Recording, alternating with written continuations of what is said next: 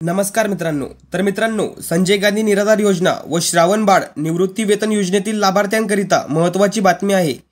तर या लाभार्थ्यांच्या बँक खात्यामध्ये 2 महिन्यांचे मानधन म्हणजेच 3000 रुपये लवकरच जमा होणार आहे।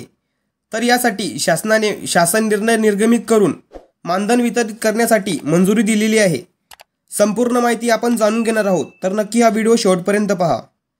तर मित्रांनो, विशेष सहाय्य योजनेतील लाभार्थ्यांना अर्थसहाय्याचे वितरण डीबीटी पोर्टलद्वारे करण्याबाबत महाराष्ट्र शासन सामाजिक न्याय व विशेष सहाय्य विभागांतर्गत दिनांक 24 मार्च 2025 रोजी हा महत्त्वपूर्ण शासन निर्णय घेण्यात आलेला आहे।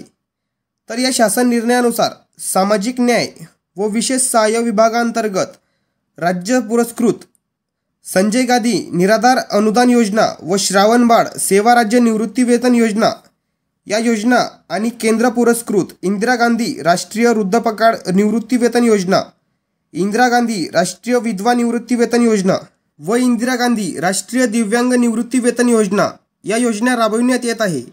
माहे डिसेंबर 2024 पासून राज्य पुरस्कृत योजनांच्या पात्र लाभार्थ्यांना अर्थसहाय्याचे वितरण डीबीटी म्हणजेच डायरेक्ट बेनिफिट ट्रान्सफर पोर्टल मार्फत करण्यात येत आहे।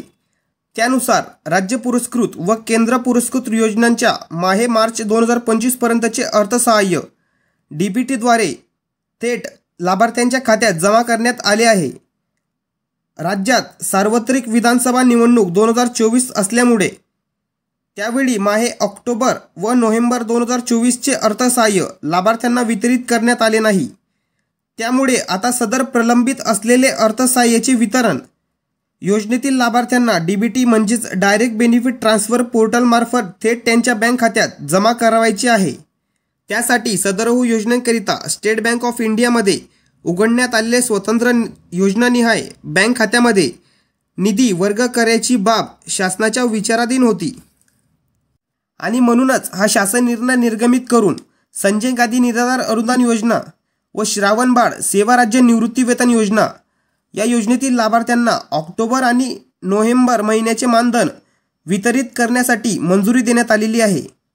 तर ऑक्टोबर आणि नोव्हेंबर महिन्याचे मानधन लाभार्थ्यांच्या बँक खात्यामध्ये डीबीटी पोर्टलद्वारे करण्यात येणार आहे। तर लवकरच 3000 रुपये लाभार्थ्यांच्या खात्यामध्ये जमा होतील।